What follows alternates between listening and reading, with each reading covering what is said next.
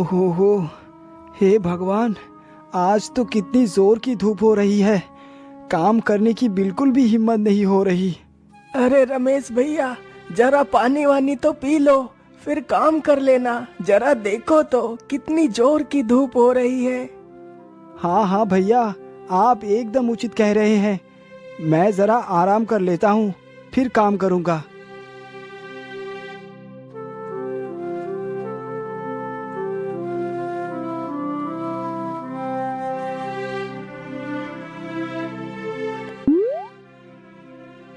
अरे ये क्या, घड़े में तो पानी ही नहीं है। अरे रुकिए जी, आप क्या खाली पेट ही पानी पिएंगे? मैं खाना लेकर आ गई हूँ। पहले आप खाना खा लीजिए, फिर पानी पीना। लेकिन रेणुका, घड़े में तो पानी ही नहीं है। तुम जरा यही रुको, मैं अभी नदी से पानी ले आता हूँ।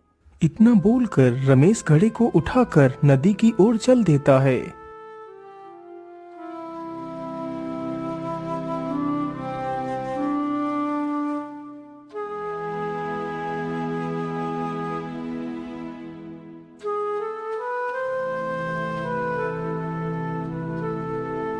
वाह वाह वाह, नदी के इस निर्मल जल को देखकर तो मन ही नहीं भरता।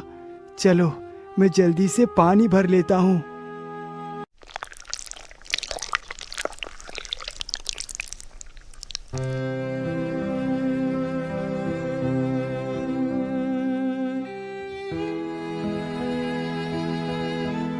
इतनी देर हो गई, अभी तक वे आए क्यों नहीं?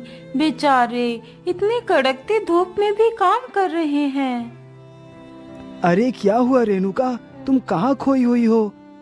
अरे आप आ गए। हाँ हाँ, मैं आ गया हूँ। अब तुम और विलंब मत करो, जल्दी से खाना दो, मुझे बहुत जोर की भूख लगी है। हाँ हाँ, ये लीजिए।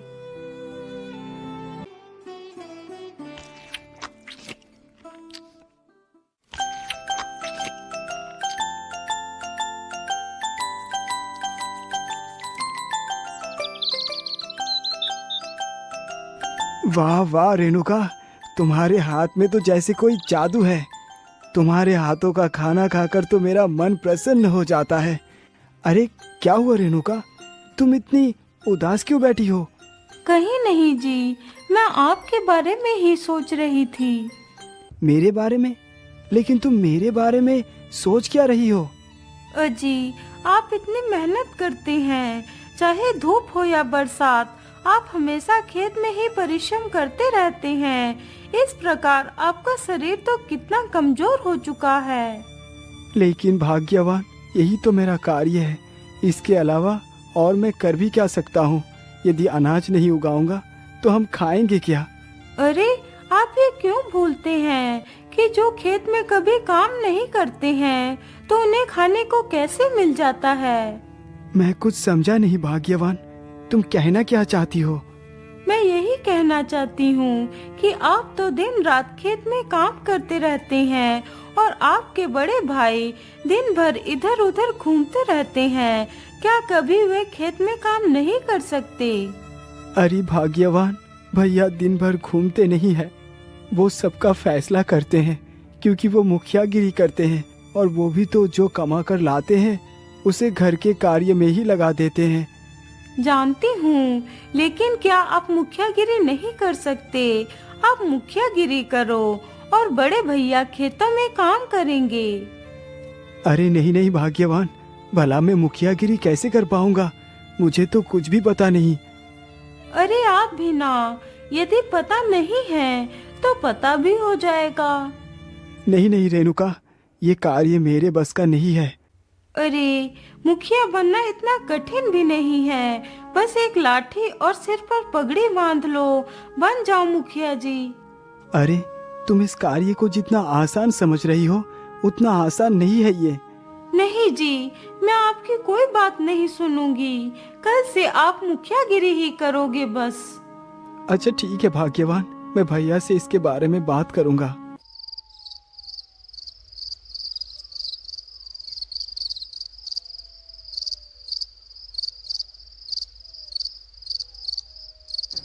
क्या तुम मुखियागिरी करोगे? जी भैया, मैं इतने दिनों से खेत में काम करता आया हूँ और आप मुखियागिरी। अब आप कुछ दिन खेतों में काम करें और मैं मुखियागिरी करूँगा। रमेश, मुखियागिरी करना इतना आसान नहीं है। तुम इस कार्य को नहीं कर पाओगे मेरे भाई। लेकिन भैया, हर कार्य करने से ही आता है। आप मुझे एक मौका दे। छोटे, यदि तुम्हारी यही इच्छा है तो मैं तुम्हें रोकूंगा नहीं। ठीक है, कल से तुम मुखियागिरी करना और मैं खेतों में काम करूंगा।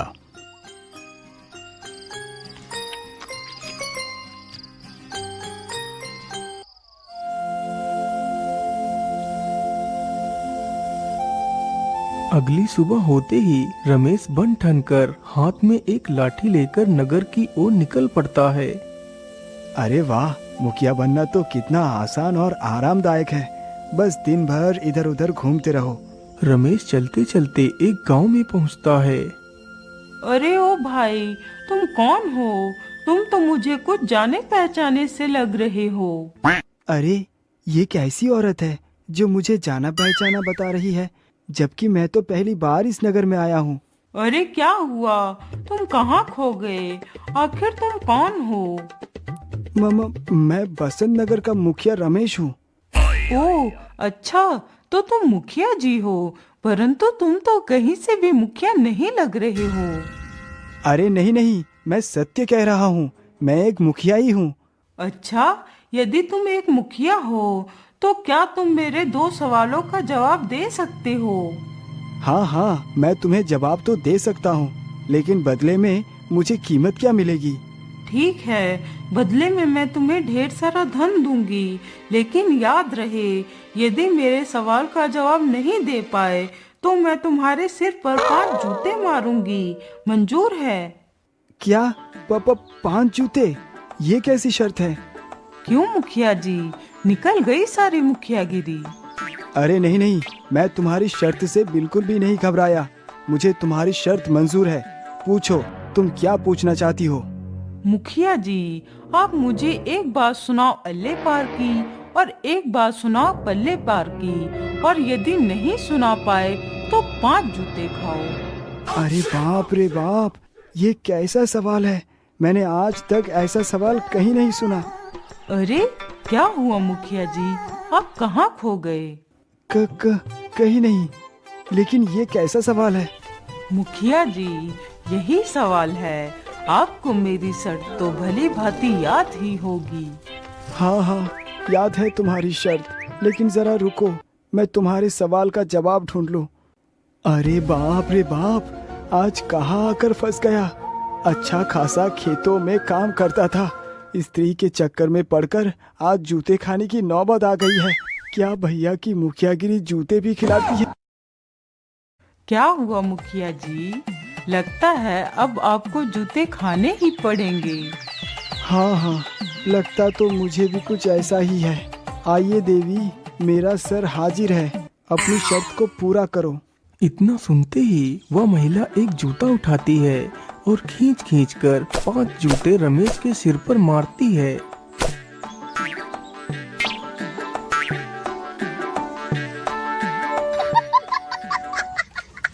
मुखिया जी, अब आप यहाँ से जा सकते हैं।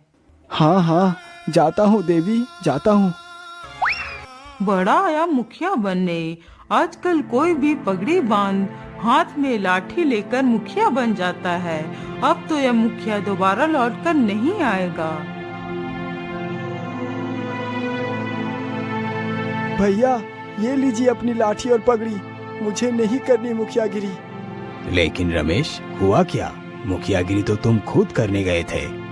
अरे भैया, मुझे समझ नहीं आता कि आप मुखियागिरी करते हैं या सबके जूते खाते हैं। अरे रमेश, कुछ बताओगे कि आखिर हुआ क्या है? भैया, मैं प्रीतम नगर गया था, वहाँ पर मुझे एक स्त्री मिली थी। फिर रमेश सारी कहानी अपने बड़े भाई को सुनाता है।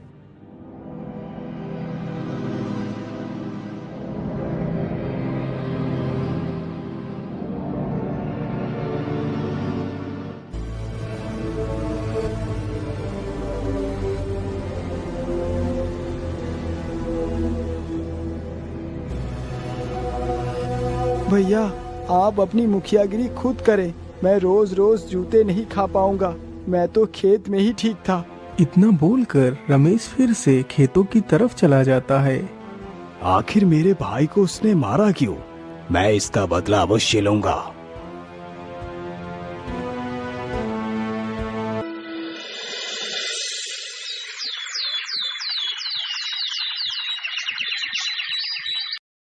अगले ही दिन भीमा बन ठन कर निकल पड़ता है।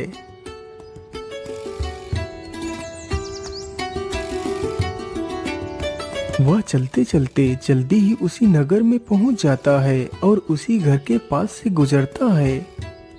अरे ओ भैया, जरा मेरी बात सुनना। हाँ हाँ बोलिए, आपने मुझे क्यों बुलाया? बस वैसे ही आपके सिर पर पगड़ी और हाथ में लाठी देखकर आपका परिचय जानना चाहा। मैं बसंत नगर का मुखिया भीमा हूँ। ओह अच्छा, तो बसंत नगर का एक और मुखिया आ गया मेरे जूते खाने। अरे आपने मुझे कुछ कहा? नहीं मुखिया जी, मैंने तो कुछ नहीं कहा। वैसे मुखिया जी, मेरे मन में 2 सवाल चल रहे हैं। आज तक मुझे मेरे सवालों का जवाब कोई नहीं दे पाया। अच्छा, क्या है आपका सवाल? जरा मुझे भी बताइए, हो सकता है कि मैं आपके सवाल का जवाब दे सकूं। सवाल तो पूछूंगी, लेकिन उससे पहले मेरी एक शर्त है। हाँ हाँ बोलिए, आपकी क्या शर्त है? मेरी शर्त बस इतनी सी है कि यदि तुमने मेरे सवालों का जवाब दे दिया तो मैं तुम्हें ढेर सारा खजाना दूंगी, और यदि नहीं दे पाया तो मैं तुम्हारे सिर पर 5 जूते मारूंगी। सोच लो। हाँ हाँ ठीक है, मुझे तुम्हारी शर्त मंजूर है। बताओ तुम्हारा क्या सवाल है? मुखिया जी, आप मुझे एक बात सुनाओ अल्ले पार की और एक बात सुनाओ पल्ले पार की, और यदि नहीं सुना पाए तो 5 जूते खाओ। अच्छा ये सवाल है, तो मैं तुम्हें पहले अल्ले पार की ही सुना देता हूँ। तुम्हें पता है, जब मैं इस नगर में आया था तो गांव के दक्षिण दिशा में जो जंगल है, उस जंगल में झाड़ियों के बीच एक एक हाथ जितनी लंबी लौकी लगी हुई है। मैं तो देखकर आश्चर्यचकित रह गया। क्या इतनी बड़ी बड़ी लौकी हैं? अच्छा जरा रुकिए मुखिया जी, आप यहीं बैठिए, मैं एक लौकी तोड़ कर लाती हूँ। हाँ हाँ, लेकिन थोड़ा सा जल्दी आना, अभी मुझे बहुत सारा कार्य करना है। इतना सुनते ही वह स्त्री भागकर जंगल की ओर चली जाती है। तभी उस स्त्री का पति आ जाता है।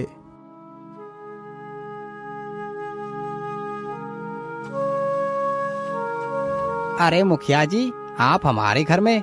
बोलिए, आपका यहाँ आना कैसे हुआ? अरे कुछ नहीं भाई, मैं बस यहाँ से गुजर रहा था तो आपकी पत्नी ने मुझे यहीं पर बैठा लिया। अच्छा अच्छा ठीक है मुखिया जी। अरे भाग्यवान, जरा मुखिया जी को कुछ खिलाइए पिलाइए। अरे भाई, आप किसे आवाज दे रहे हैं? यहाँ तो कोई भी नहीं है। कोई भी नहीं? लेकिन मेरी पत्नी कहाँ गई? वो तो घर में ही थी। अरे भाई, थी तो घर में ही, लेकिन अभी अभी एक व्यक्ति यहाँ पर आया था।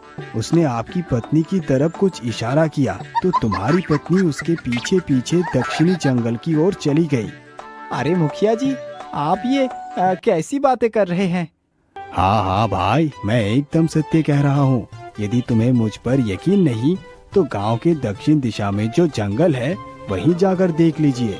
इतना सुनते ही वह व्यक्ति तुरंत ही जंगल की ओर निकल पड़ता है। आखिर माधुरी किसके इशारे पर जंगल की तरफ गई है? आज मैं इस बदचलन को जीवित नहीं छोड़ूंगा। आखिर उस मूर्ख मुखिया ने तो यही जंगल बताया था, लेकिन यहाँ पर तो कोई भी लौकी नहीं लगी हुई है। मुझे लगता है उन झाड़ियों के पीछे जरूर लौकी लगी होगी। चलो चलकर देखती हूँ। माधुरी जैसे ही झाड़ियों के पीछे जाती है, तभी उसका पति उसे झाड़ियों के पीछे देख लेता है। अरे मुखिया जी तो एकदम उचित कह रहे थे। मेरी गैर मौजूदगी में ये किससे मिल रही है? आज ये दुष्ट मेरे हाथों से नहीं बच पाएगी। इतना बोलकर वह उसके पास जाता है। अरे मूर्ख बदचलन चरित्रहीन, तू इन झाड़ियों में किस आशिक को ढूंढ रही है? अरे आप गलत समझ रहे हैं। मैं तो यहाँ लौकी ढूंढने आई थी। दुष्ट, मुझसे छल करती है। लौकी तू झाड़ियों के बीच ढूंढ रही है। रुक, अभी देता हूँ तुझे लौकी। इतना कहते ही वह युवक खींचकर 4-5 डंडे अपनी पत्नी को जमा देता है।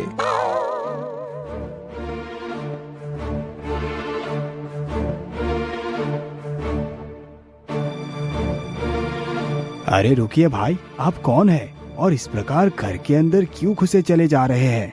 अरे भाई, ये मेरे जीजा जी का घर है। मैं अपनी बहन माधुरी से मिलने आया हूँ।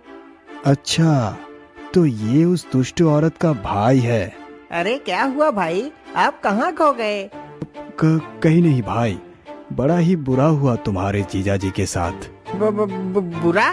क्या बुरा हुआ है भाई? अरे भाई साहब, तुम्हारी बहन के ससुर की मृत्यु हो गई है, इसीलिए तुम्हारे जीजा जी और तुम्हारी बहन दक्षिणी जंगल में बैठकर रो रहे हैं। मैंने उन्हें लाने का बहुत प्रयास किया, लेकिन वो दोनों नहीं आए। अब तुम ही जाकर देख लो। इतना सुनते ही वह भी भागकर जंगल की ओर जाता है।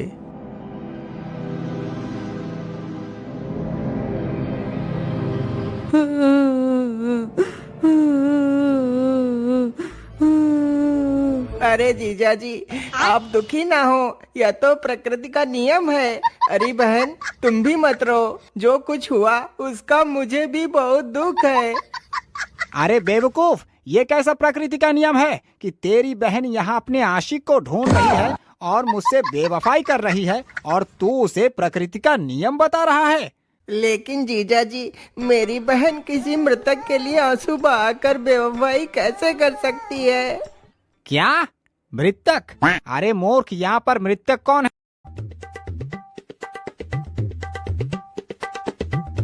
अरे जीजा जी, आप ये कैसी बातें कर रहे हैं? लगता है आप पिता की मृत्यु के बाद सदमे में चले गए हैं। अरे गधे, मैं किसी सदमे में नहीं हूँ। मेरे पिता की मृत्यु 10 साल पहले ही हो चुकी थी, तो अब मेरे पिता कहाँ से आ गए? लेकिन यह बात तो मैं भूल ही गया था। इसका मतलब उस युवक ने मुझे बेवकूफ बना दिया। अरे मूर्ख, तू तो पहले से ही बेवकूफ है। तुझे भला कौन बेवकूफ बना सकता है? जीजा जी, इस बारे में तो मुझे उस युवक ने बताया जो घर के बाहर बैठा था।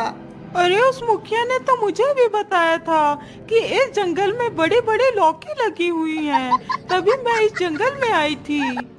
अरे लेकिन उस मुखिया ने ही तो मुझे भी तुम्हारे बारे में ये सूचना दी थी।